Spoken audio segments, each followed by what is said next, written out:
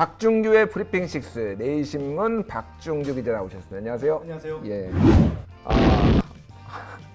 예, 뭐가 핀트가 잘 안 맞았어요. 예, 일단 저기 게시판에서 제 그 몸을 좀 예. 걱정해 주시는 분들이 있어서 먼저 좀 설명은 좀 드리고 해야 될 것 같아요. 제가 지난 금요일에 뭐 A형 독감? 옛날에 신종플루라고 불렸던 예, 진단이 정확하게 나왔습니까? 확진을 받아가지고요. 예. 격리 조치를 했습니다. 격리 조치에. 이게 왜냐면 전염성이 강해가지고 아무데도 가면 안 돼가지고 예. 제가 이틀 동안 집 방 하나를 이제 들어가서 화장실을 갈 때만 빼놓고는 제가 그 방에서만 있었어요. 그래서 예. 밥도 아내가 이렇게 마스크를 쓰고 이렇게 쟁반에 갖다 주면 거기서 먹고 이렇게 바깥에 교도소 밥 먹고, 비슷하네요. 교도소 비슷하게 이렇게 쓱 예. 내놓고 그러고 이틀 동안 그랬는데 예. 이 타미플루 링거를 맞았어요. 근데 링거를 맞으면은 이틀 정도 지나면은 전염성은 이제 없어진다고 합니다. 그래서 예. 지금 바깥에 활동은 가능한데 이제 아직도 몸이 완벽하게 회복은 좀 안 된 상태라서 그러니까요. 목소리 들으니까 아직은 완벽하게 회복이 안 된 상황인 것 3, 같네요. 4일 더 걸릴 것 같고요. 그래서 오늘 뭐 방송을 제가 좀 약간 매끄럽지 못하게 하더라도 이해를 좀 해주시길 바라고요. 근데 제 몸이 지금 문제가 아니라 지금 국회가 지금 국회가 지금 난장판이네요. 예, 지금 일단 뭐 오늘 먼저 협상 얘기부터 좀 해보시죠. 예. 네. 오늘 지난 주말에 예, 예. 저희들이 이 자리에서 또 말씀을 드렸듯이 원래는 지난 주말에 본회의를 열어서 이 뭐 예산 부수 법안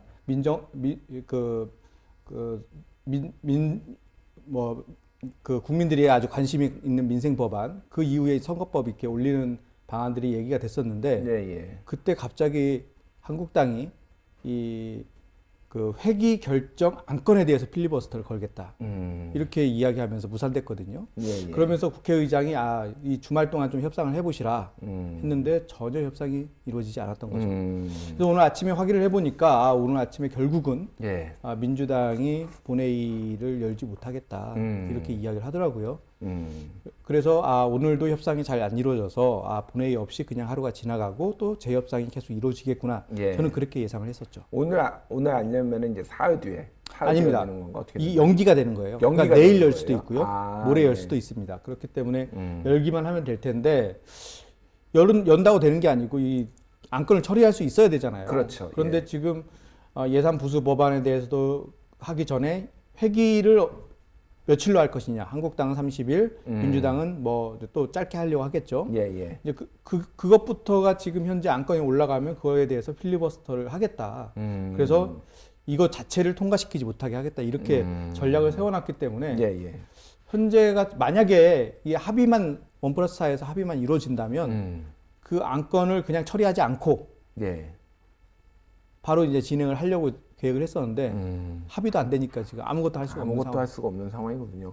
그리고 특히 이제 선거법이 가장 핵심적인 거는 지금 선거법 같아요, 보니까. 선거법이 일단 잘 돼야 예, 예. 그 다음이 이제 차차차 그러니까요. 가는데요.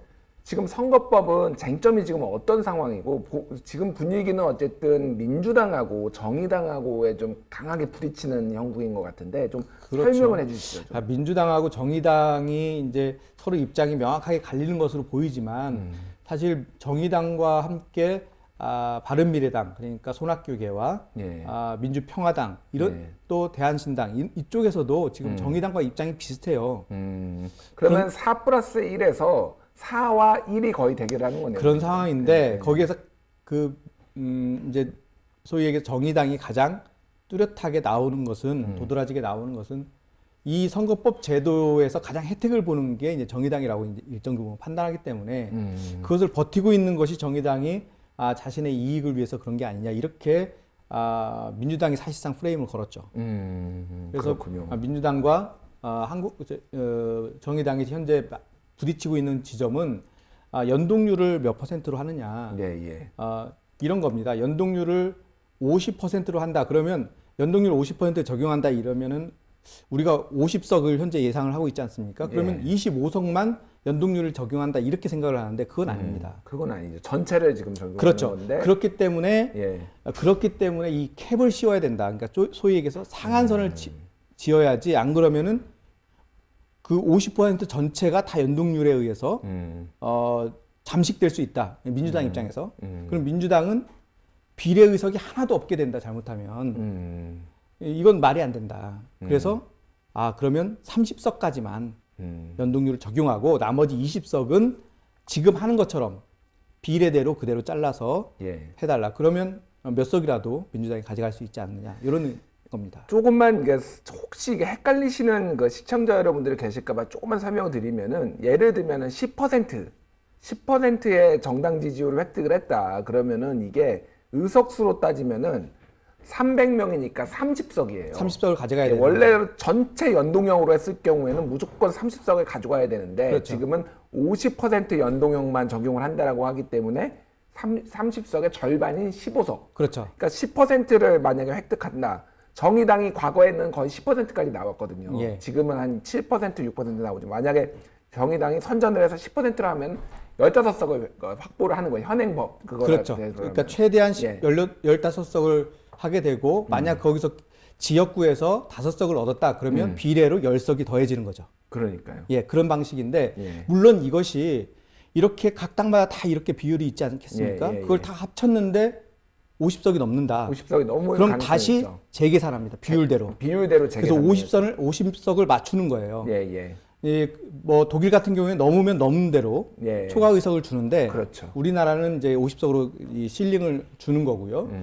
이러한 토대로 계산하게 되면 민주당이 거의 못 가져갈 가능성이 있다는 계산이죠. 있다라니까 그래서 캡을 씌우자. 예. 그래서 전체 상한선. 비례 상한선 50석 중에 25석이나 30석까지만 예. 연동형으로 하고 그렇죠. 나머지는 병립형으로 그대로 간다라는 거죠. 예, 그렇죠. 그러니까 30석 예. 정도에서는 민주당이 포기할 수 있다. 그럼 나머지 20석 가운데 우리가 예를 들어서 지금 정당 투표에서 30%를 얻었다. 그러면 25명 중에 30%를 가져올 수 있겠구나. 이렇게 계산하는 거죠. 한 7석, 8석 정도를. 그렇군요. 정의당은 그건 사실상 변화 없다. 하나도 변화 없는 거 아니야. 원래도 연동형도 100% 하자라는 거 50%로 했는데 캡까지 씌워버리면은 예.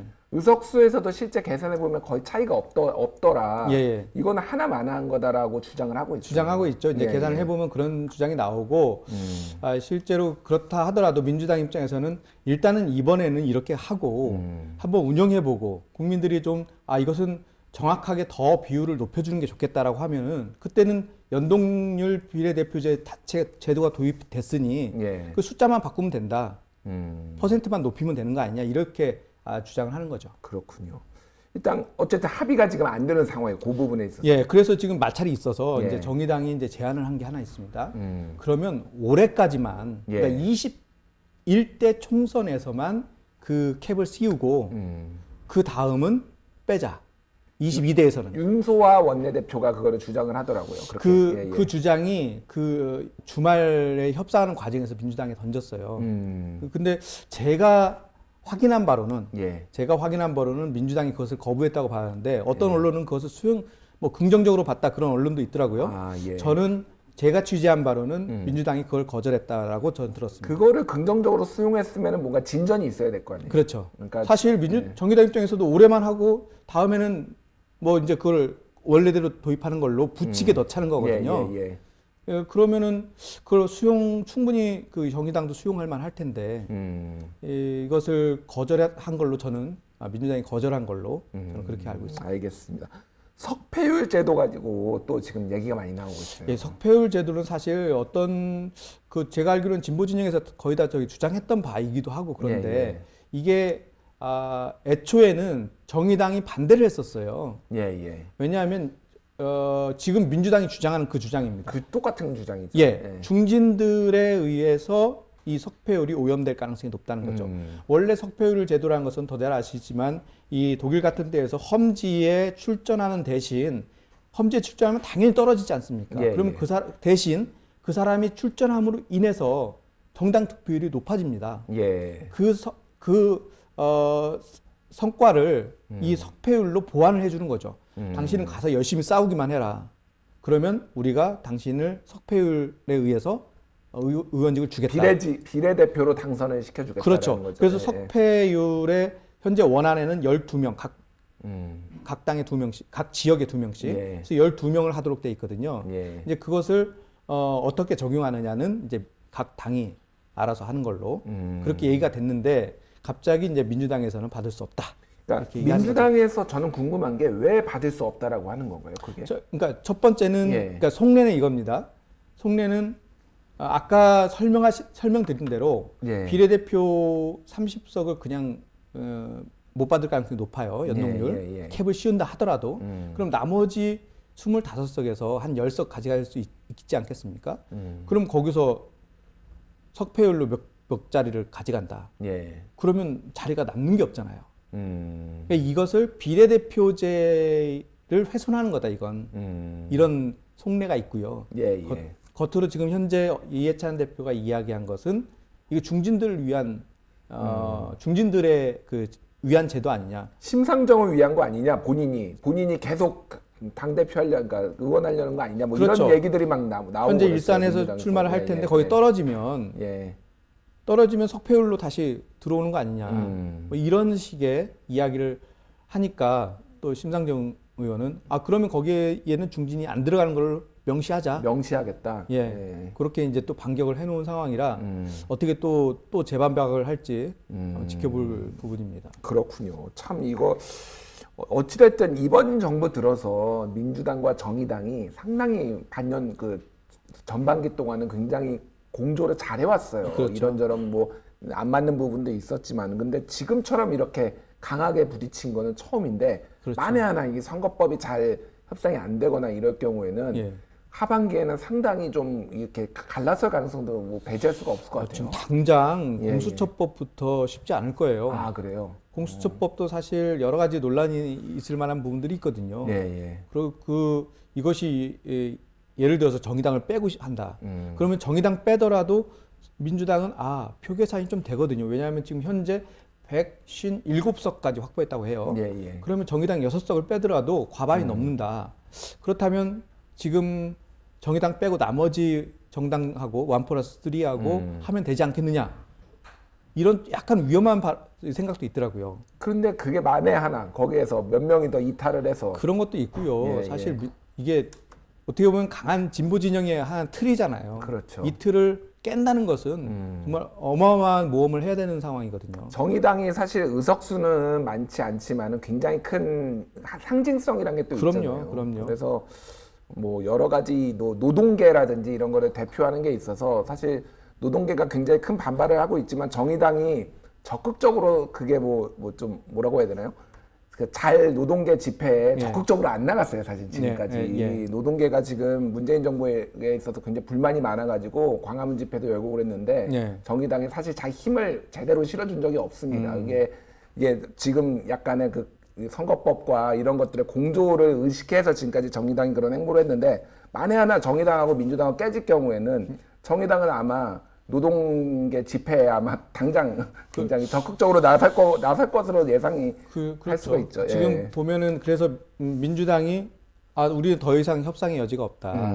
그래서 만약에 합의가 안 되면 원안대로 상정하겠다 이렇게 이야기를 하지 않았습니까?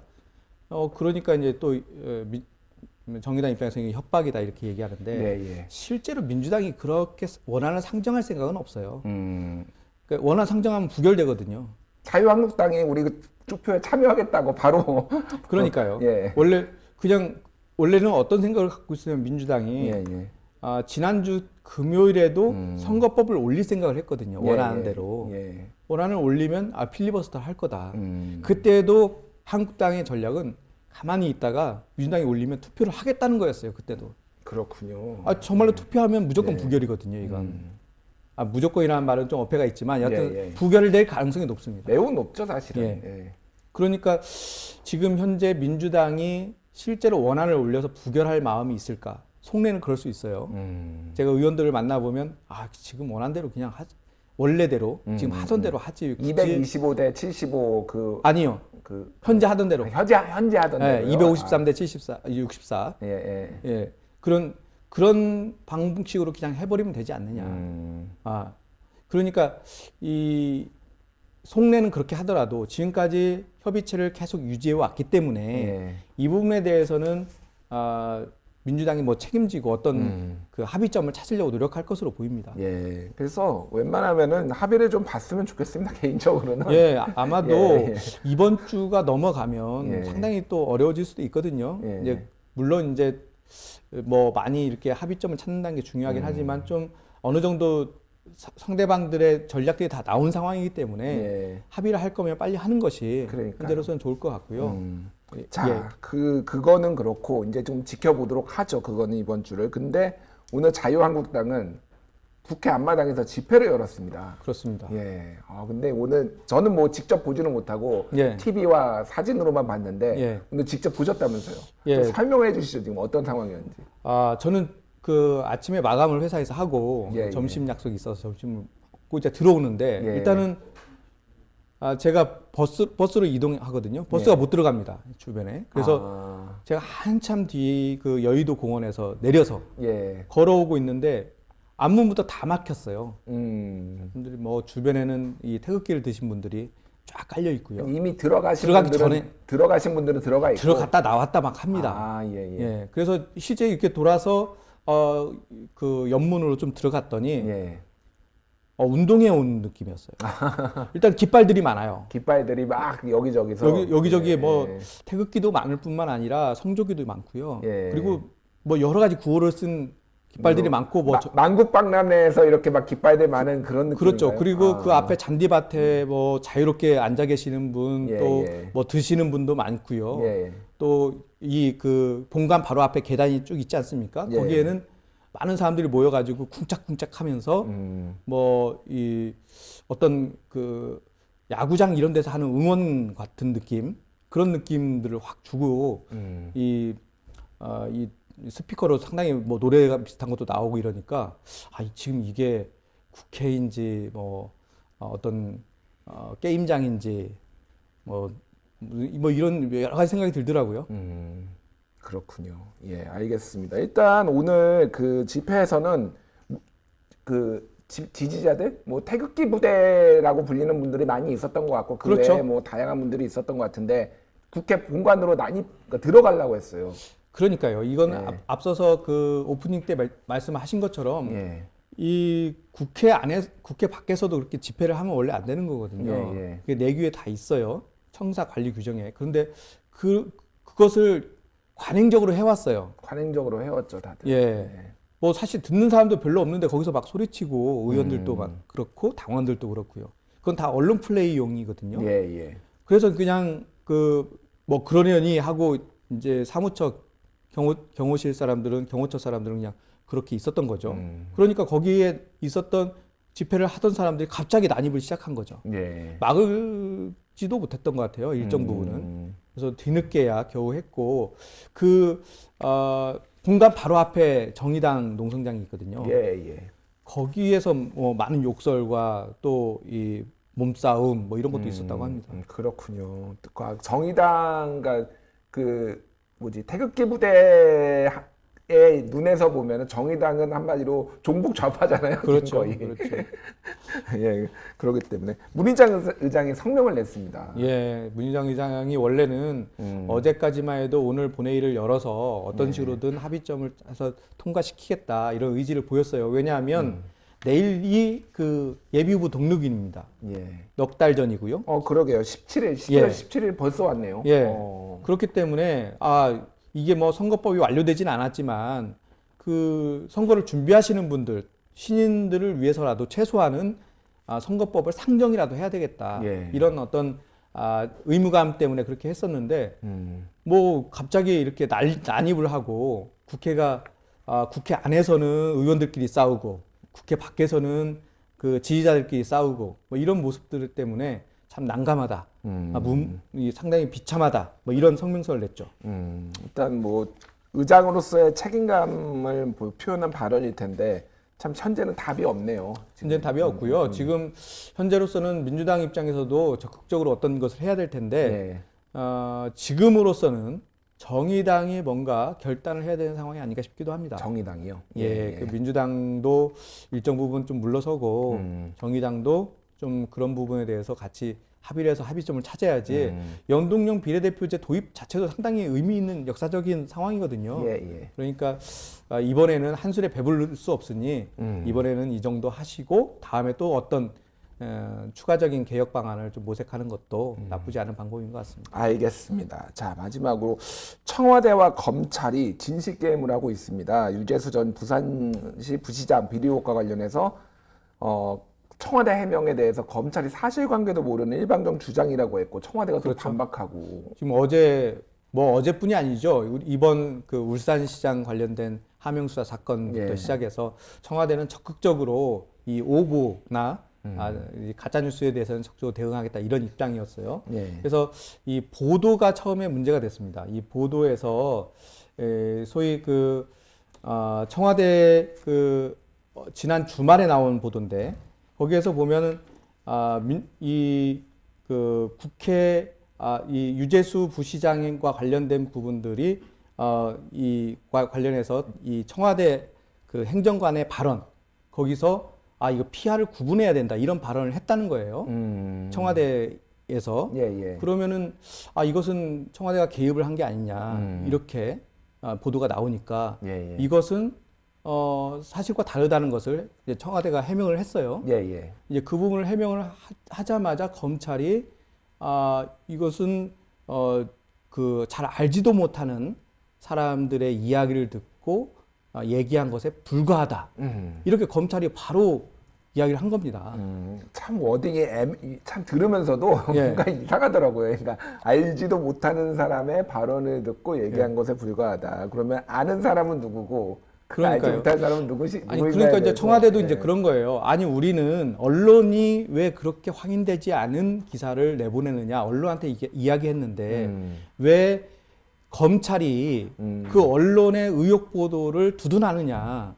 우리는 검찰의 수사를 얘기한 게 아니다. 예. 이렇게 해명을 한 거죠. 그러니까 검찰 입장에서도 좀 과잉 대응한 건 맞죠. 그러니까 청와대 입장에서는 해명을 한 거지만 일종의 공격이었죠. 왜냐면은 검찰하고 언론 너희 지금 같은 편으로 지금 청와대 공격하는 거 아니야라고 예. 지금 이렇게 애둘러서 그렇게 얘기를 한 거죠. 그러니까 검찰은 이제 수사로 말을 해라. 예, 예. 언론은 사실 확인을 하고 보도해라 이런 얘기하니까 이것을 이제 청와대 입장에서는 소위 얘기해서 그 유포 흘린 걸로 이해를 한 거죠.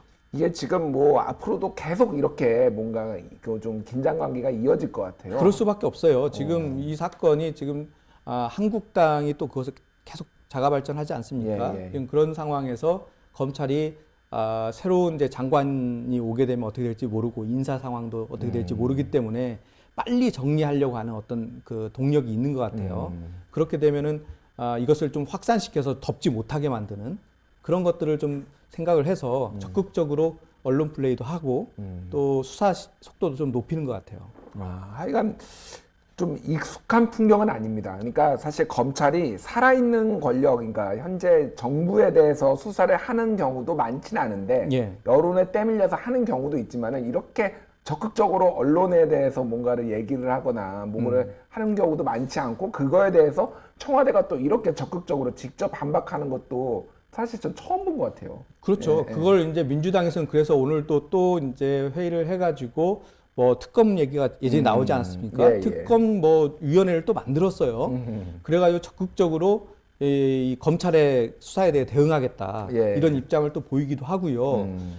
그런 상황에서 보면은 이 민주당 입장에서는 청와대가 검찰 관리를 잘 안 하는 거다 이렇게 예. 얘기를 하는 거죠. 예, 예. 그것을 또 청와대는 검찰을 우리가 관리하는 것이 잘못됐다고 우리는 보고 있는데 그걸 관리하는 게 맞느냐 이렇게 해서 좀 바라보는 시각이 또 다른 측면도 그렇죠. 있어요. 예, 그러니까 예전에 정부들은 다 검찰 관리하고 하다가 결국은 큰 사달이 났는데 그렇죠. 문재인 정부는 이제 우리는 검찰 관리 안 하겠다라고 했잖아요. 그렇죠. 조국 그러니까, 수석이 예, 예. 그렇게 해서 사실상 어떻게 보면 정경심 교수 구속하는 것조차도 몰랐어요. 당도 몰랐고 청와대도 예. 몰랐고요. 예, 예. 이게 정말 맞느냐 하는 부분들을 가지고 민주당 내에서는 거기는 그런 것까지는 최소한 알아야 되는 거 아니냐.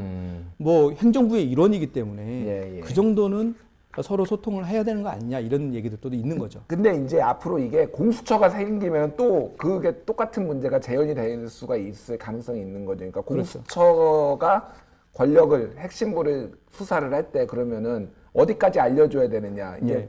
민주당 입장에서는 그래도 알아야 되는 거 아니냐 이제 예. 얘기를 하는 건데 그렇죠. 참 어려운 부분인 것 같습니다. 그렇습니다. 예. 알겠습니다. 박반장의 브리핑 시스 내일신문 박중규 기자였습니다. 감사합니다. 감사합니다.